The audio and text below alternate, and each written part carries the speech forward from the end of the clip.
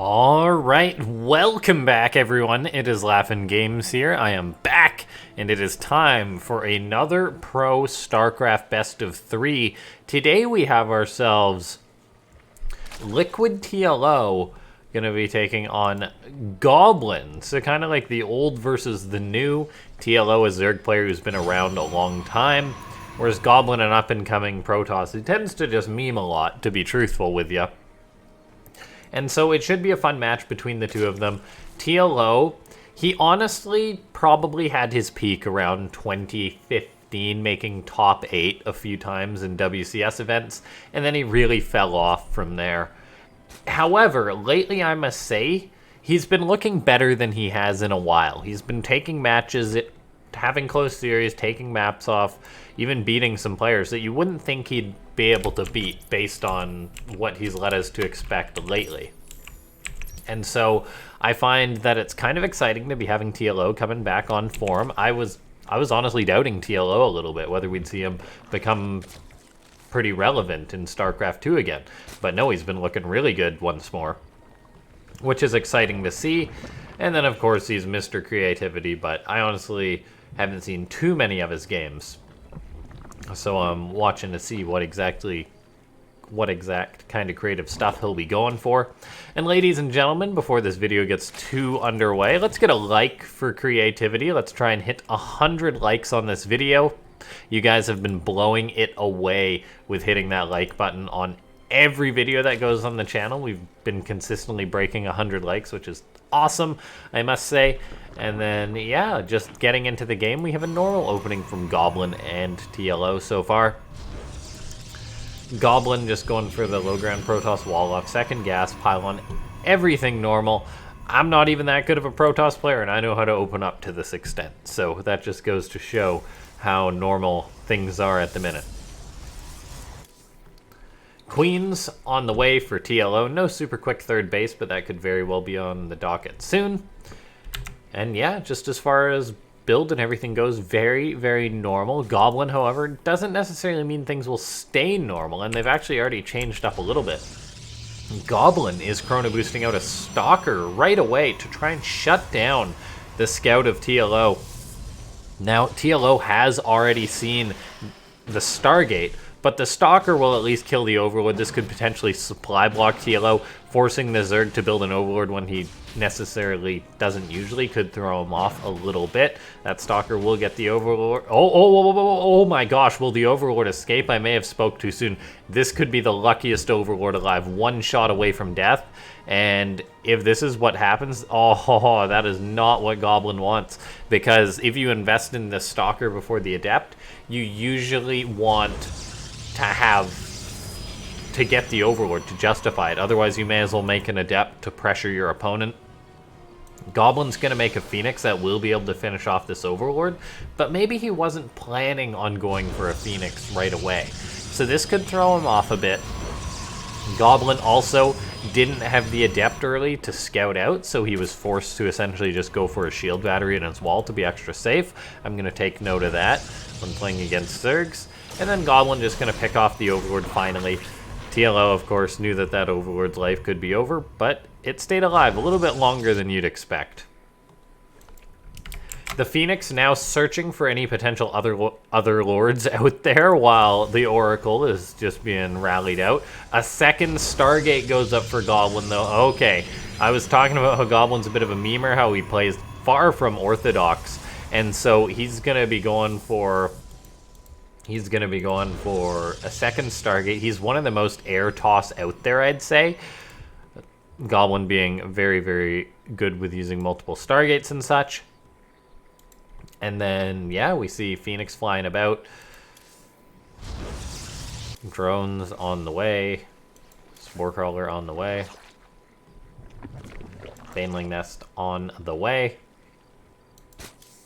Air weapons coming out. An extra pylon going into the wall. Goblin wants his wall to be very well reinforced in case of Baneling bust. This is actually kind of cool. It is a multi-layer wall at this point. If the Adept dies, the Stalker's next in line. Then he's maybe setting it up to have even more of a wall. So I really like that from Goblin. That's quite cute, particularly when he is going to be investing into Phoenix, which is not a very defensible style. Like, you can easily get killed with a rush if you're making Phoenix, and so I like how Goblin's going for something cutesy like that little bit of an extra on his wall. Probe could potentially get picked off by these Lings. Goblin does... oh, no, that Ling is... or that probe is totally dead to the Lings. However, TLO now going to be getting surprised a little bit by all these Phoenix. You usually expect the one Stargate, but you don't expect two making Phoenix so quickly. So TLO could be losing some drones. Phoenix fly in, going to start picking up some of these drones. Just a single drone for starters. Phoenix will absolutely be looking for more damage as this game goes on, though. TLO going to have to position his queens safely. Huddle around the Spore Crawler. Huddle like it's the only safe place in the world as it is. Phoenix, though, do find one of the queens. She got a little bit too far out. Goblin micros back the injured Phoenix, making sure that it won't go down. Lifts up that queen. Has to lift her again, but will get her. So a nice move from Goblin. TLO is still pressuring the third base of Goblin, denying that going up. Phoenix production will continue on, though, for the Protoss player. Goblin is making just Phoenix +1 air weapons while TLO is getting up Evo Chamber upgrades. He's getting up a fourth base. This makes me a little bit nervous for TLO, the fact that he is so nonchalantly dealing with this mass Phoenix. I feel he will need something, but he hasn't started or he's got a lair, pardon me, but he hasn't started anything off lair tech, like a Hydra Den, like a Spire, to push back these Phoenix, and their count keeps growing. Eventually, TLO is going to have to be like, okay, you're really just going into the mass air. I need a proper counter for this. But no, TLO moved out with his queens. Two of them are going to get grabbed. Another one is coming out. I feel like these ladies are really stepping out of bounds. TLO doesn't want to keep losing more and more units to these Phoenix. This is just giving Goblin lots of time to get up his third base, although it is still notably delayed. So it's not like it's the end of the world. But TLO is now starting to lose tons of Overlords. He needs more Spores, but we have yet to see even a Hydra Den get thrown up. Something like that. Spores and Queens are okay for low numbers of Phoenix, but in this number, TLO kind of is being greedy, I feel. He's just going to be losing so many drones, so many drones to these Phoenix. 13 have gone down so far. Not actually as many as I thought, but that number will keep going up. And now we see Goblin. He's going to be transitioning double Robo on the way. This could just potentially be for Immortals. It could be for Colossus, something like that. TLO is going to be having Banelings roll towards his third base. That base could potentially die, but no, the shield battery should heal that Nexus up, and Goblin will save that. So quite painful for TLO committing to that Nexus and not getting it. That really hurts. We even see Goblin going for a panic wall. I'm loving the walls that this player goes for. He's like, oh, my Nexus is almost dead. You know what I'll do? I'll wall it off with pylons, because that's a normal thing. It isn't, but Goblin says it is. TLO wants to get this Nexus. He's making a ton more Lings, but no, look at this Goblin completely walling it off. Extra pylons going up. Yeah, he's walling the Nexus off. Oh my god, the brain power on this player. Lings can't get into this location. There's not a chance. It's like Fort Knox. All the while, there's a bajillion Phoenixes flying over TLO's base. TLO, he can't get the Nexus. Goblin is so smart. I don't know what other players would think to do this. TLO is actually going to bust these pylons, so he very well could end up getting this Nexus, but Goblin's making him work for it. Make no mistake about that. A few Banelings going to roll in, hit that Nexus, will finish it off, so that's nice for TLO getting that. But still, that was really cute from Goblin, I feel. And he's dealing tons of damage with the Phoenix while this is going on. Actually, more Oracles on the way for Goblin. I guess having enough of all the Ling Bane, starting to make an Immortal or two as well. Getting up a Twilight Council. Goblin doesn't really have anything to push into TLO with, so he is limited as to the damage he can get done with these Phoenix. He can't actually really get a kill move, but he's actually just lifting everything up. TLO with only 2 Spore Crawlers at this base is going to lose every single drone at this location. Goblin will lose like a Phoenix or two. He has done so much damage with these Phoenix, so Baneling's going to roll in, try and cancel this base. The probes are long gone, so the Banelings will be moot. The Lings will have to run away from the Oracles. So Goblin has his third base denied again, but TLO is still under a lot of pressure, I feel. Look at this. He's got tons of drones at his fourth base, but there's only 1 Spore there to defend them. You need like 6 Spores per base if you're TLO, I feel. Or he could have just made Hydras this game, but he didn't. Phoenix still getting lots of damage for Goblin, just trading out non-stop against the units of his opponent.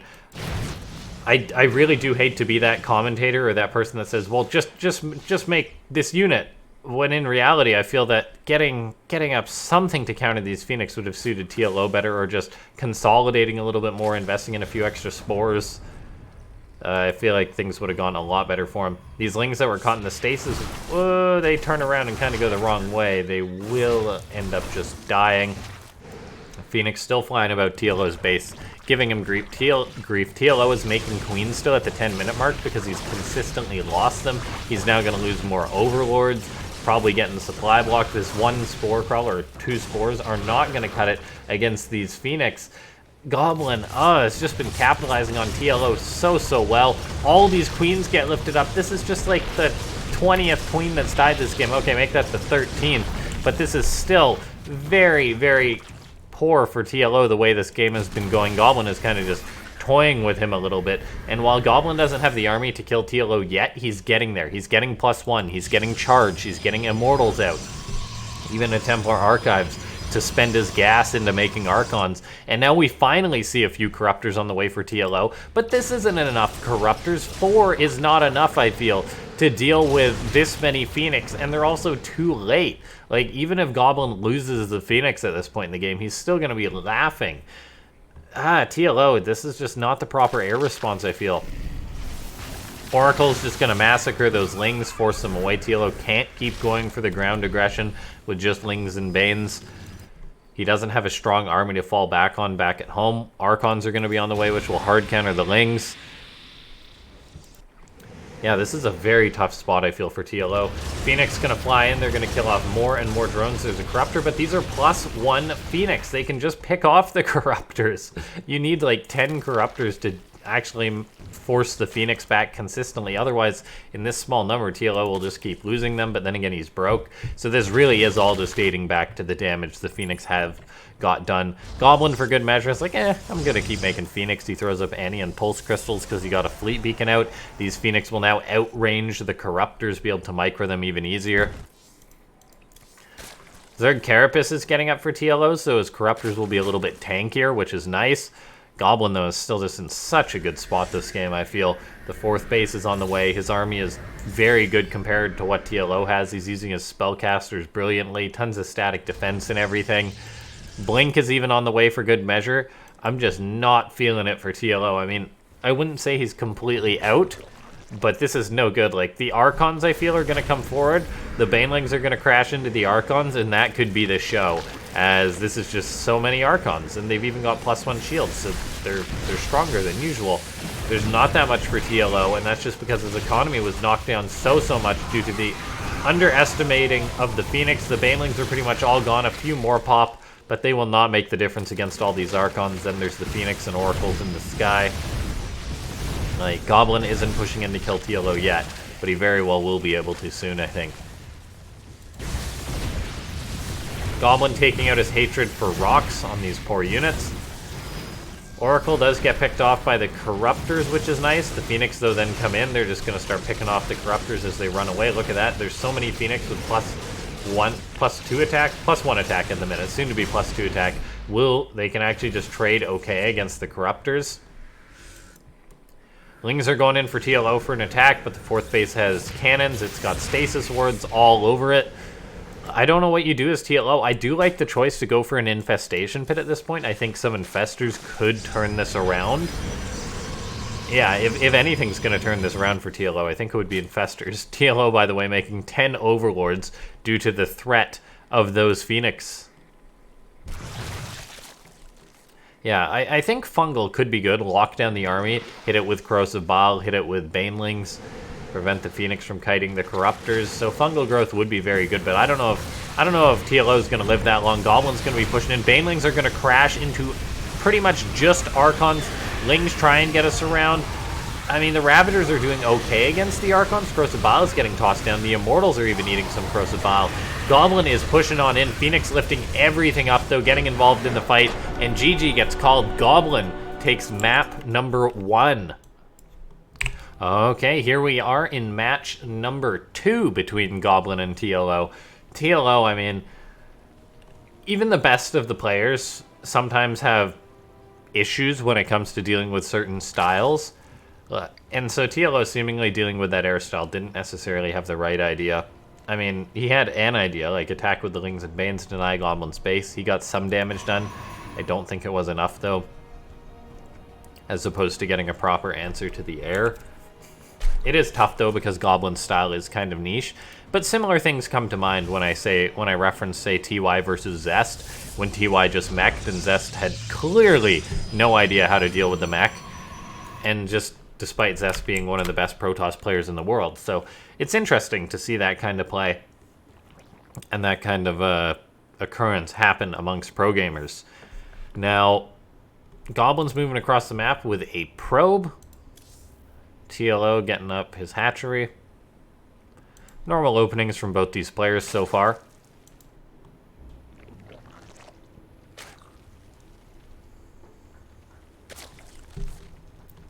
A forge is on the way for Goblin. Okay, so this could lead to some cannon shenanigans. Goblin isn't just an air toss. He will throw in a cannon rush every now and then. TLO is going to have to deal with this. No pylons are going up yet, but there is one queued up. Goblin's going to be cannon rushing TLO on the map Nightshade, so we're about to learn how to do a cannon rush. I'm paying close attention as someone who plays Protoss. One pylon goes up there to wall off that location. Will there be a second? Yes, there will. And will there be a third? The answer is yes, there will. Goblin going to be able to throw up a cannon probably behind that. Get as little surface area on that as possible. TLO is pulling tons of drones to help deal with this, but even if he gets the one pylon down, he won't be able to get on top of the cannons. I don't think another pylon going up to prevent surface area on this cannon. And then Goblin cancels that, builds another pylon. I don't know if TLO is going to be able to stop this, and this is just very tough for TLO. Another pylon goes up for Goblin, and this isn't some gateway cannon contain. This is like a full-on cannon rush. TLO is going to get one of the pylons, but he has to run away with the drones and is going to have to play the game out from there. Drones have to run back to the main base. He's making a few lings, but he's not going to be able to break this location. I feel no spine crawlers have been started, and TLO is so broke because his mining has greatly been reduced. He's going to keep mining off of these mineral patches, which I do like. He's going to surround the probe. Doesn't quite get it, though. Goblin's still playing very, very cheeky, it would seem. TLO's going to try and break this with his drones and lings, but I don't know if he'll be able to. Not that many lings. The drones are just going to funnel in. A third cannon added by Goblin, and that's simply going to be it. GG. I think that's one of the shortest games I've cast on the channel for a while. Goblin just 2-0s TLO. Well played by Goblin. TLO, I mean, he tried to deal with the cannon rush, but that's actually very tough to deal with. I think maybe he should have just tried to take a third base or something. It's not like this had developed into being the proxy robo yet or something, but I'm not sure what TLO really should have done. I'm not a Zerg player. But yeah, well done by Goblin, cheesing out TLO, using his unique styles to win both the matches. Well played by TLO in game number 1, and I mean, we didn't really get to see much in game number 2. But I do look forward to seeing more of his games. And yeah, big thanks to everyone who's made it to the end of the video. Press that subscribe button, hit the like button, join the Discord, follow me on Twitter. And ladies and gentlemen, I am happy to announce that we're going to be doing a viewer-only tournament for Falcon Paladin and I. It's like a way to say thank you to the community. I don't often cast viewer games, so I thought, you know what, this would be something fun to do.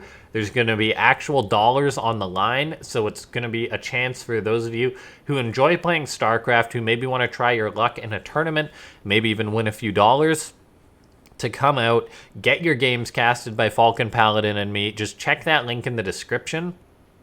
It is just a challenge log link. You'll sign up, then you'll come play, check in. We'll have an admin, and then just Falcon Paladin and I casting some very casual Starcraft. That'll be fun. So yeah, thanks so much to everyone for tuning in. We'll see you next time. This has been LaughNgamez.